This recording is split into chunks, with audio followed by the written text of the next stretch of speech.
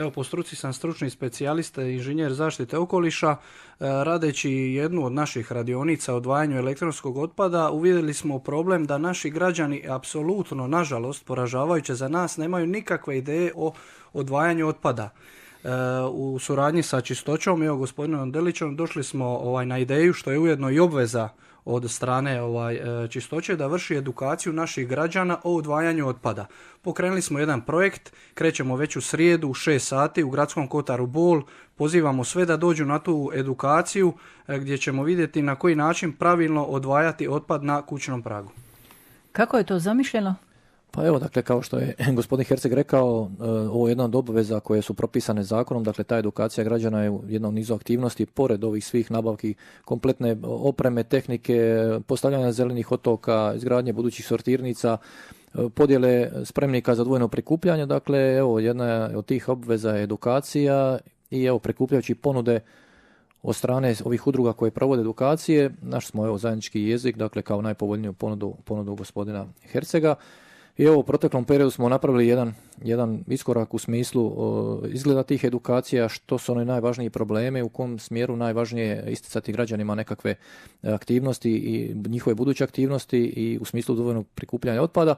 I evo, možemo recimo zamisliti mi u tvrtci zajedno sa, evo, konkretno udrugom, da to funkcionira na jedan sljedeći način. Dakle, ovo je prvi korak kao edukacije u gradskim kotarima i nakon ove prve krenut ćemo vjerojatno jednim bržim ritmom, to će vjerojatno biti 2 radionice, odnosno 2 kotara tjedno, da ljude što prije informiramo o svim ovim stvarima vezano za odvojeno prikupljanje. Naša je namjera normalno da nakon toga idemo korak dalje, a to je dakle da u svim tim kotarima podijelimo vrećice posebno za papir, posebno za plastiku, dakle one žute i plave vrećice koje smo nabavili, koje imamo sada već 600.000 komada. Dakle, da podijelimo po kotarima, da svako onaj tko je zainteresiran za odvojeno prikupljanje može u svom kotaru predignuti određeni paket tih vrećica, kako bi te vrećice mogao držati u svom stanu, dakle na kućnom pragu, ne na kućnom pragu nego praktički u stanu odvajati.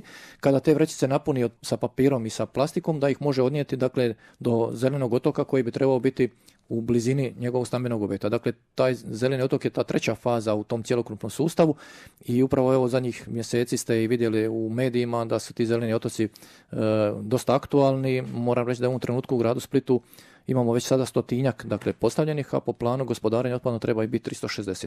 Dakle, evo, napravili bi jedan čitavi niz aktivnosti kako bi uspjeli povećati količine otpada koji se odvojeno prikupljaju i da što manje komunalnog otpada završi na Karepovcu. Dakle, najprije edukacija, podjela vrećica da se omogući ljudima da u svojim stanovima mogu odvajati, nakon toga da odvoze na zeleni otok, nakon toga dolaze naša vozila koja to voze oporabitelju i evo, na neki način imamo čitav niz aktivnosti i mjera koje se mogu poduzeti da se, kažem, količine ovog komunalnog otpada što više smanji.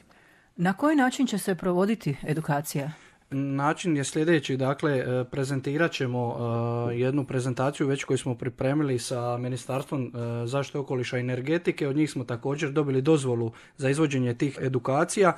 Imaćemo u prosjeku 2 školska sata, jedan teoretski dio uz jednu malu prezentaciju, upoznavanje građana sa svim smjernicama, sa svim kontaktima kako da se što bolje aktiviraju. Ićemo u sve gradske kotare u dogovoru naravno s terminima kad su slobodni.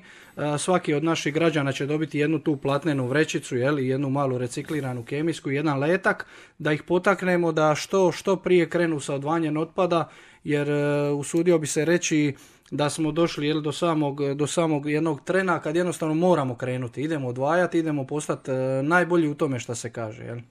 I što biste za ovu prigodu izdvojili iz te edukacije, odnosno što je potrebno znati, što građani trebaju znati? Tako je, ono što je najvažnije da građani kada u svojim domovima sami otpad bacaju, idemo krenuti od početka. Prvo je razmisliti što kupiti, na koji način to kupiti. Izbjegavati proizvode sa što više ambalaže, izbjegavati proizvode koje možda i neću koristiti, neću. Znači prvo planiramo jednu pametnu kupnju, nakon toga kad već odvajamo doma, odvojimo sa strane papir, odvojimo plastiku.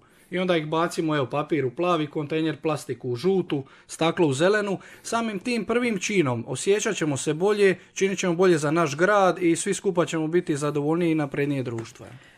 Čistoća se, možemo se uvjeriti, sami zaista trudi. A trude li se građani s obzirom na vaša dosadašnja iskustva? Pa evo, nažalost moram reći da jedan dio građana jednostavno još nema tu svijest, a možda i općenito takvo neko razmišljanje vlada. Evo vidite da je jednostavno problem, zadnjih dana u medijima možete vidjeti bilo gdje da se pojavi nekakva možda buduća lokacija, bilo za zeleni otok, bilo za reciklažno dvorište, da to jednostavno nastanu problemi, da jednostavno građani ne prihvaćaju u svojoj blizini takve